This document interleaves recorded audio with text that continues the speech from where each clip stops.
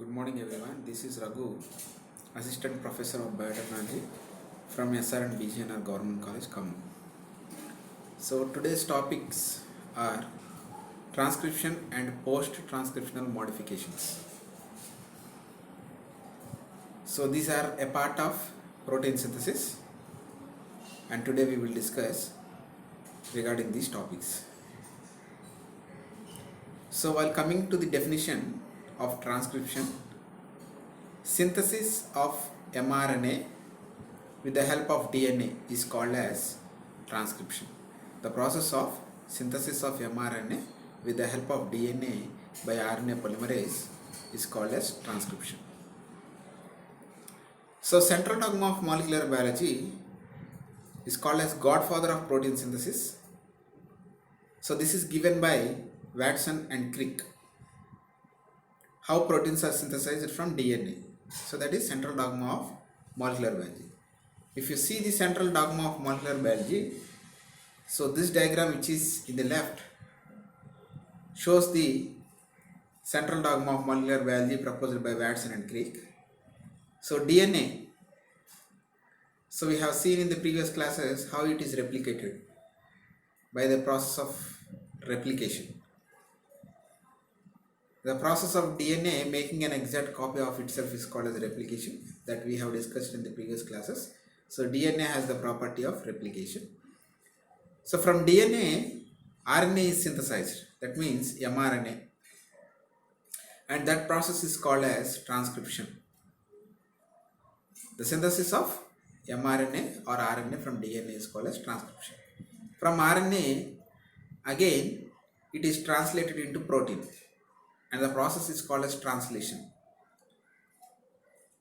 So the reading frame which is present on mRNA is converted into a protein by a process called as translation.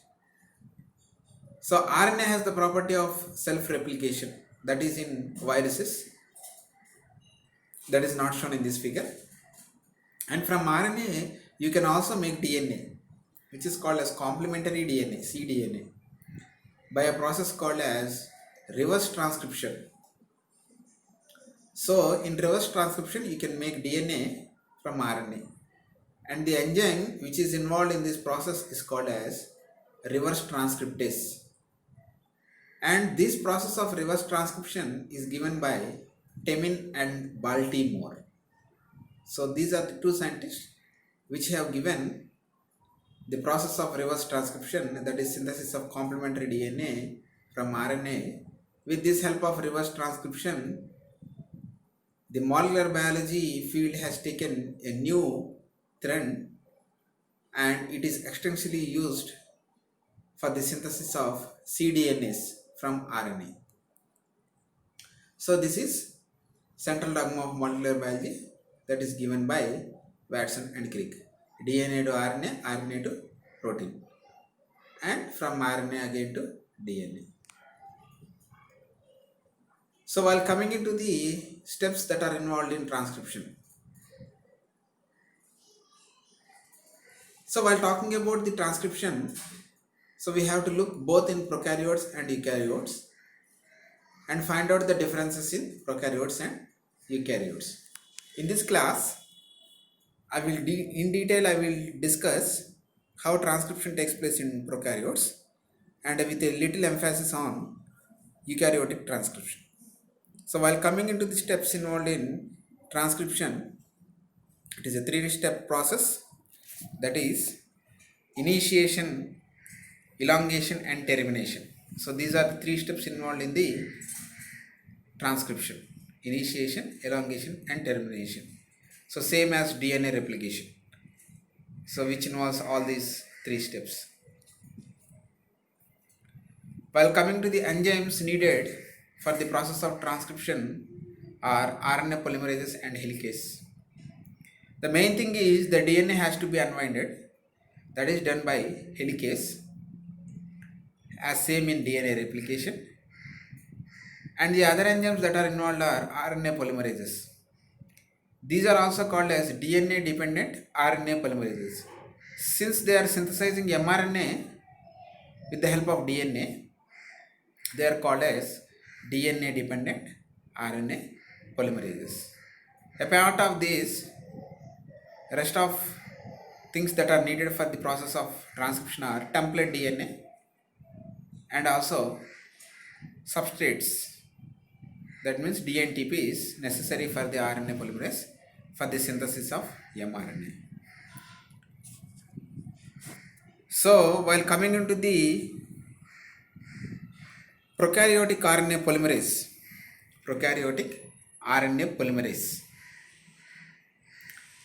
it is a single large RNA polymerase which contains 6 subunits. So the core RNA polymerase contain alpha 2 subunits, beta 1 subunit, beta prime 1 subunit, and omega factor, and that is called as core RNA polymerase. If a sigma factor is added, then it is converted into 6 subunit RNA polymerase, which is called as the holoenzyme, as shown in the figure. So 5 subunit, 1 subunit is added for the 5 subunit core RNA polymerase to make it into holoenzyme with 6 subunit.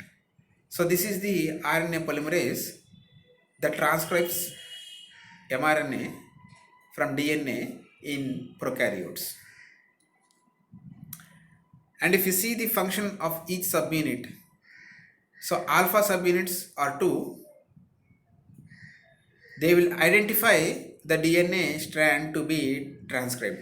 So in both of the double-stranded DNA, which strand has to be act as a template, these alpha subunits will decide. And beta subunit, it plays an important role in polymerization, that is elongation, adding of nucleotides, RNA nucleotides during the process of synthesis of mRNA. And beta prime subunit, they will bind to DNA and they will open the DNA template. So that is unwinding. Helicase will also do this same thing, but in absence of helicase, sometimes the beta prime subunit, it will bind and open DNA template, and the process of unwinding will take place. And the omega function is not clearly known.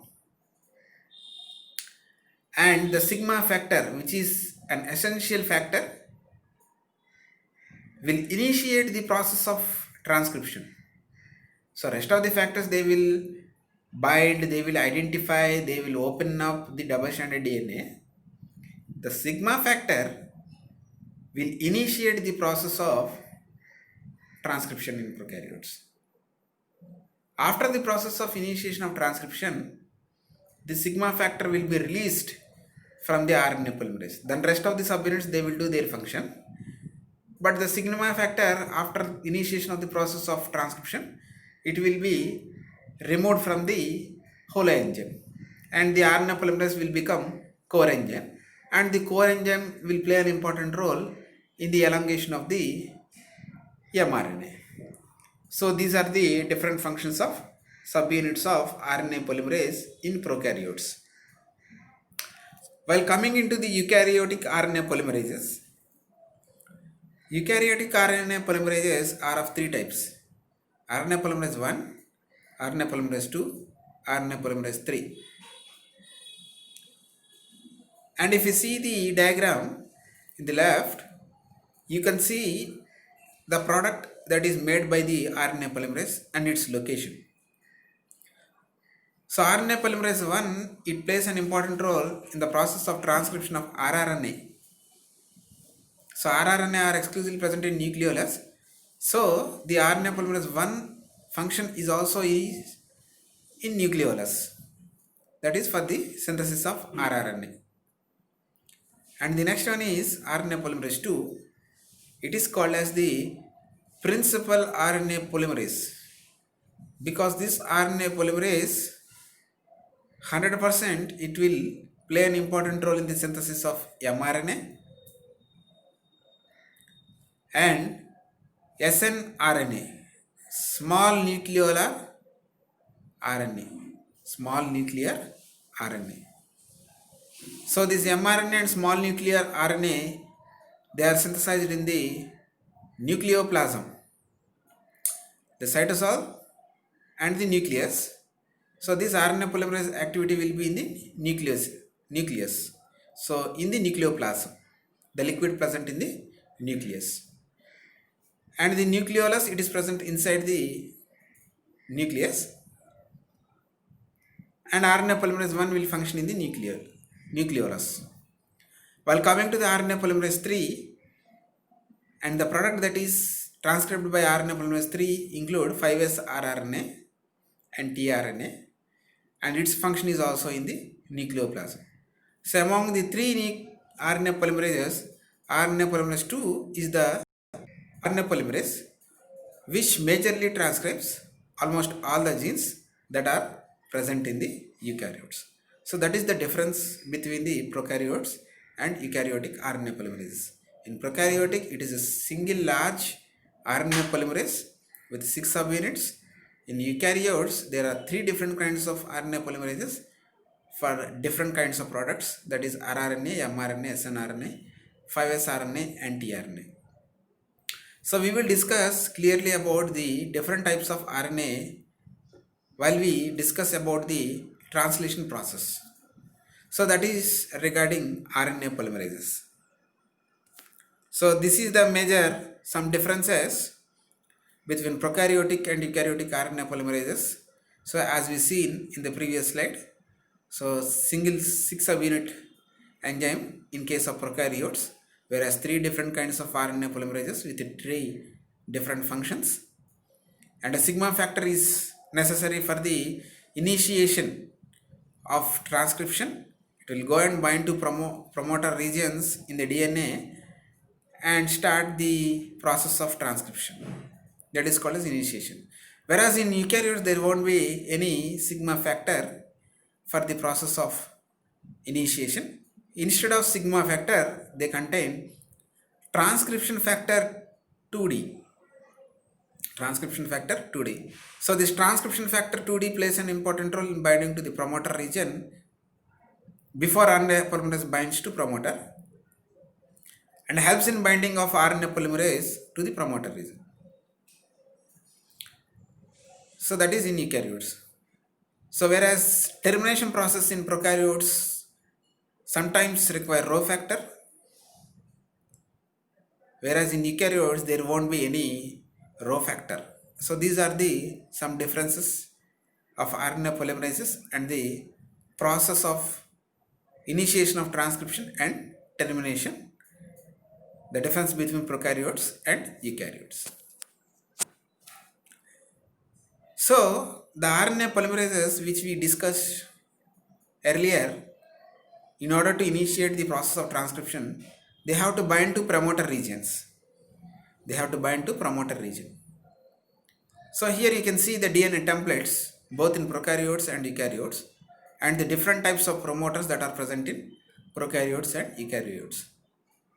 So the promoter regions will present upstream region of the start site of transcription. Start site means first nucleotide of first codon of the first amino acid in the protein. So that is called as start site. So it is called as +1 sequence. And what all the sequences that are present before the +1 sequence are called as minus sequences.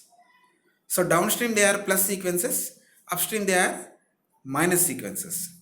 So in prokaryotes, the known promoter is Pribnow box, that is present upstream to -10. So it is present in -10 region upstream to +1 region.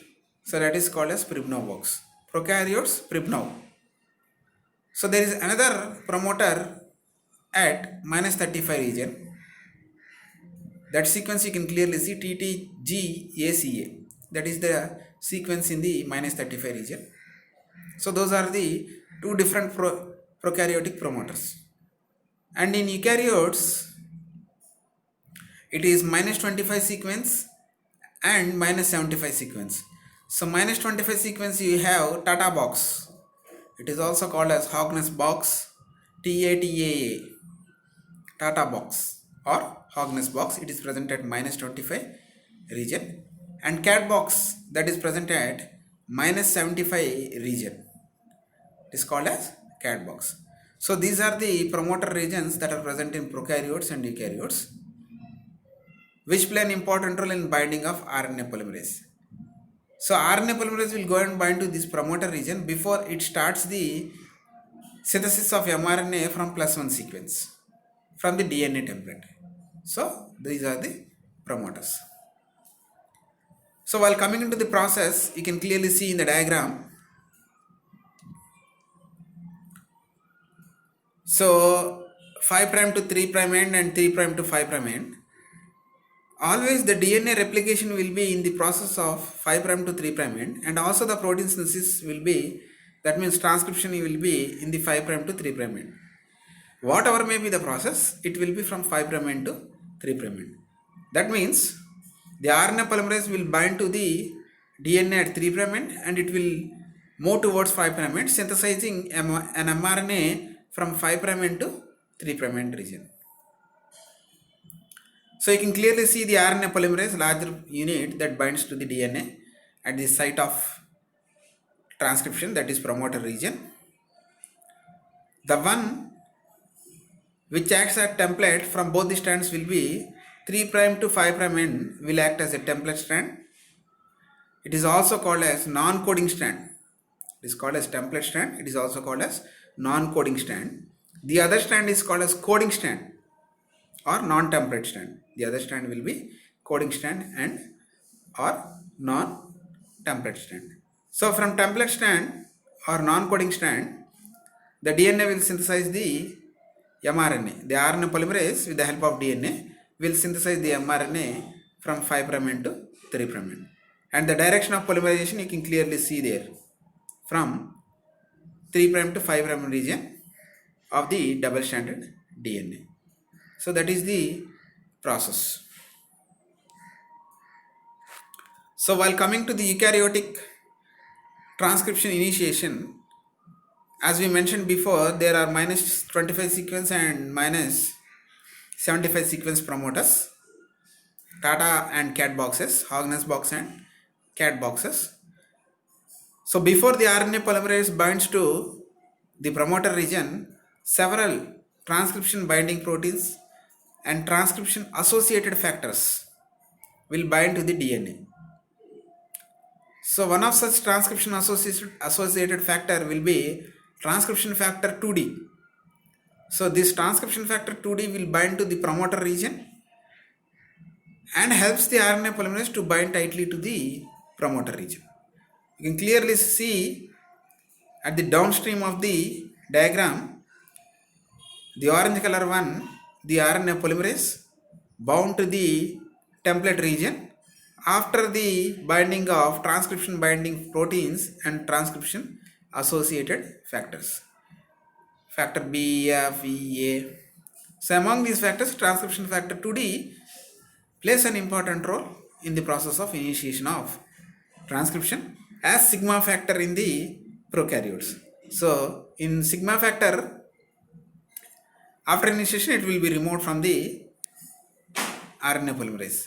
Whereas in transcription factor 2D, it will bind to the promoter region and helps further binding of RNA polymerase to the promoter region. So that is initiation of the transcription both in prokaryotes and eukaryotes.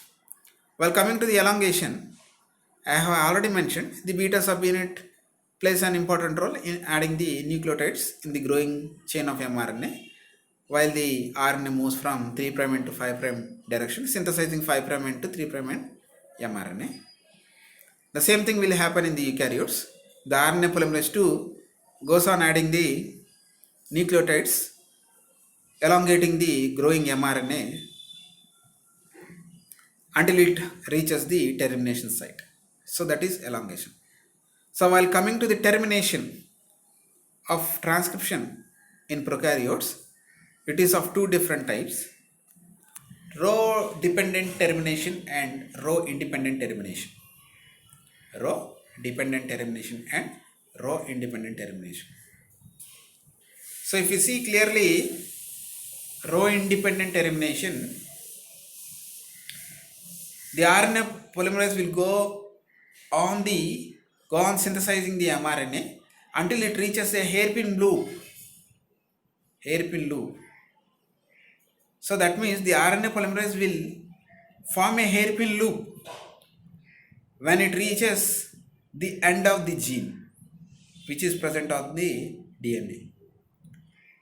So if the information that is required for the synthesis of complete protein is coded into mRNA, the mRNA forms a hairpin loop like structure, and the mRNA will be relieved and RNA polymerase is released by just passing that hairpin loop which is formed at the end of the mRNA. So the hairpin loop is passed and RNA polymerase is removed from the double-stranded DNA and DNA will be again rewounded. So that is row independent termination. Whereas a row dependent termination, you can clearly see in the right side, a row factor is needed for detaching the mRNA and as well as RNA polymerase from DNA. So this is a row factor which you can see on the right side. So row factor binds to the mRNA and the row factor has ATP dependent RNA DNA helicase activity. ATP dependent RNA DNA helicase activity. So with its ATP dependent RNA DNA helicase activity, the row factor plays an important role in detaching of mRNA from the DNA and as well as the RNA polymerase, and the double-stranded DNA will be rewound again. So that is row dependent termination. So in row independent termination, a hairpin loop is formed at the end of mRNA. It will be passed and RNA polymerase as well as mRNA will be removed from the DNA. In row dependent factor, a row factor with ATP dependent DNA RNA helicase activity will remove the mRNA as well as RNA polymerase from the DNA.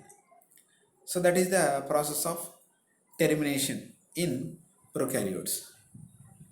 While coming to the eukaryotic termination,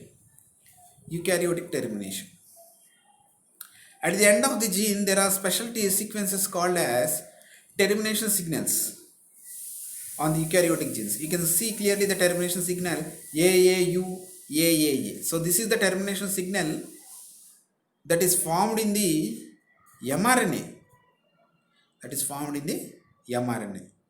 So once the mRNA, the terminal end of the mRNA synthesizes AAU, AAA, it gives the termination signal such that the RNA polymerase 2 will be removed and also the mRNA that is synthesized will be removed from the DNA and the DNA double-stranded DNA will be rewound again.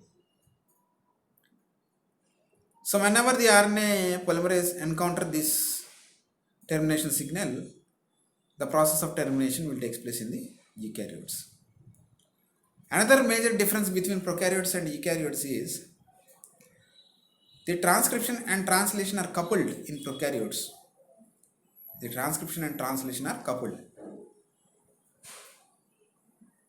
There won't be any exons and intron sequences, which we will discuss later. There won't be introns in the genes of the prokaryotes, whereas in eukaryotes there will be introns. Introns are non-coding sequences that are present in DNA. Those type of introns are completely absent in prokaryotes, and multi-genes are transcribed simultaneously in prokaryotes. Immediately while being mRNA is synthesized, the proteins are synthesized in the cytoplasm of the prokaryotes. So prokaryotes won't have nucleus. So all these processes will take place in the cytoplasm. So that is the major difference between prokaryotes and eukaryotes. So transcription and translation are coupled in prokaryotes, whereas those events are separate in eukaryotes, because transcription will take place in the nucleus and post-transcriptional modifications only the mRNA will enter into the cytoplasm or into the endoplasmic reticulum, where the protein synthesis will be resumed in eukaryotes. So that is the process of transcription RNA polymerases initiation, elongation and termination of transcription in prokaryotes and eukaryotes and the major differences. So the next topic is post-transcriptional modifications. The events that are going to be takes place after the synthesis of mRNA are called as post-transcriptional modifications. These post-transcriptional modifications are exclusively present in eukaryotes. Some modifications like 5' end capping, it is also present in prokaryotes. But the rest of the post-transcriptional modifications, they are exclusively of eukaryotic. So the major post-transcriptional modifications include capping, splicing and polyadenylation.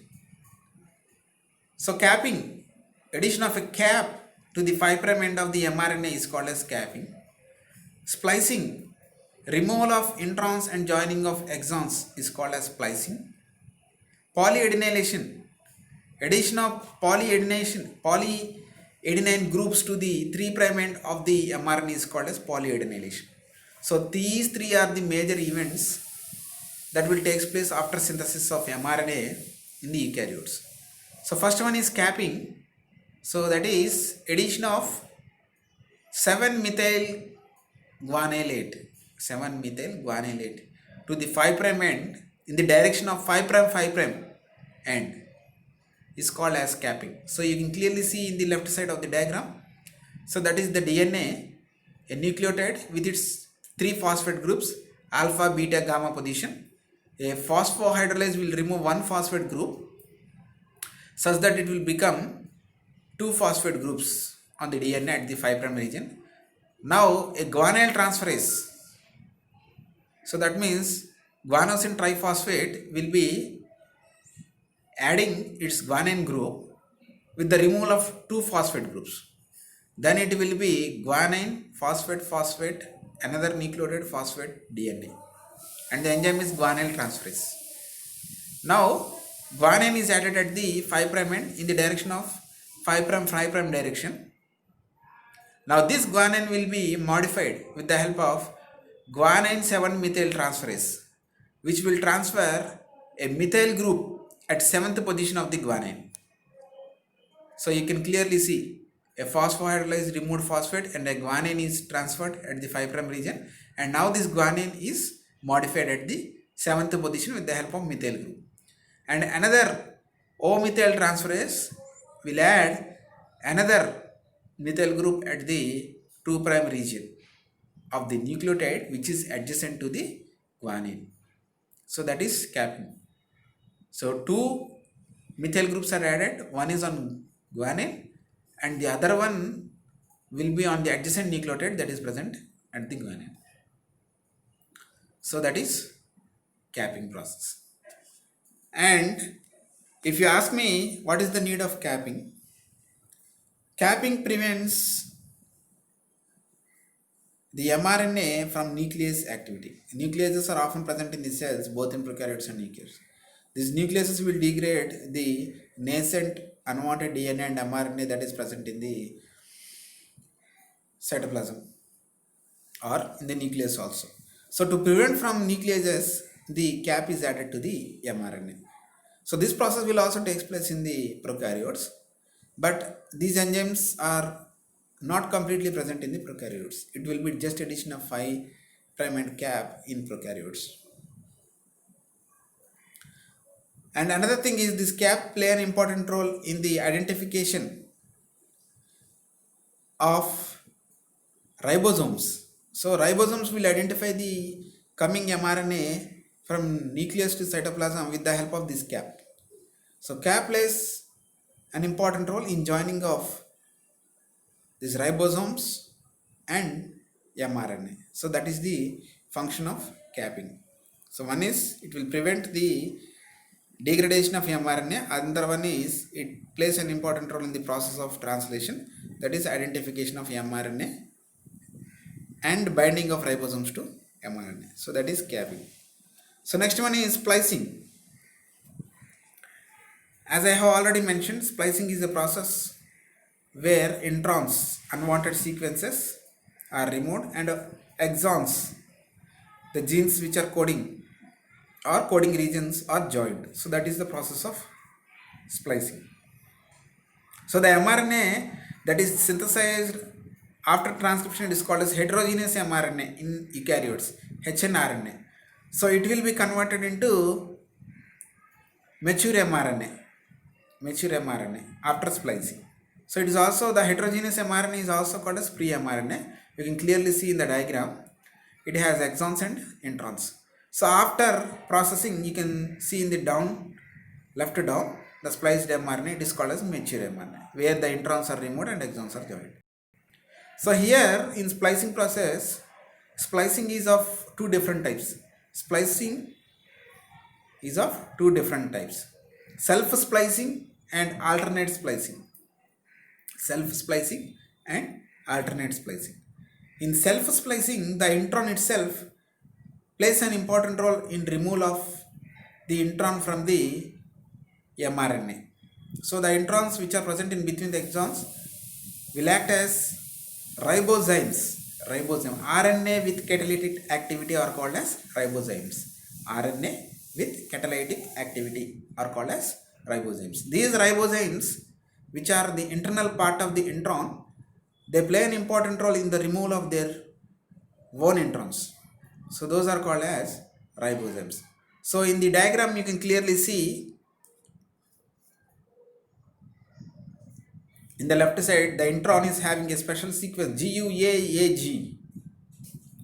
The adenine, which is present inside the intron, plays an important role in the removal of entire intron. So adenine will attack the guanine, and after that there will be formation of a triple phosphodiester bond, forming a structure called as lariate structure. It looks like a lollipop. It is also called as lariate, LARIATE, lariate structure. So the intron will be removed in the form of lariate structure, and the entire process is mediated by RNA with catalytic activity. So self-splicing. So A will attack G and a lariate structure is formed, and that lariate structure, which is an intron sequence, is removed from the mRNA and exons are joined. So this is called as self-splicing. So the other one is alternate splicing, which is mediated by spliceosome RNA protein complexes. So this is self-splicing, where small nuclear ribonucleoproteins play an important role. U1, U2, U3, U4, U5, U6. These are called as snRNPs, small nuclear ribonucleoproteins. So these protein play an important role in the removal of introns. So these SNOPs, snRNPs, will bind to the intron region of the mRNA, and they will remove the introns and the exons are joined. So that is snRNPs, which are present in the nucleus. So these snRNPs play an important role in removal of the introns and join. Since it is mediated by protein complex, it is also called as alternate splicing. So self-splicing, the internal sequence of intron will act as splicing agent, whereas in protein mediated splicing, snRNPs play an important role in the removal of introns and joining of exons. So that is splicing. So the next one and the last one in post-transcriptional modification is polyadenylation. Addition of polyadenine group at the 3' region of the DNA is called as polyadenylation, and the process is carried out by poly A polymerase. The main role of this polyadenylation is it helps the mRNA moving from nucleus to cytoplasm, and also it prevents from the nuclease action. And this poly A tail is not coded by the DNA, it is added after transcription, hence it is called as post-transcriptional modification. So here is the 3' end of the mRNA, where poly A polymerase will add poly A tails. They may be around 300, around 150 to 300 residues at the 3' region that play an important role in the transport of mRNA from the nucleus to cytoplasm for the process of translation. So those are the post-transcriptional modifications: capping, splicing, and polyadenylation that occur exclusively in the eukaryotes. So once again, thank you very much for patiently listening about the topic.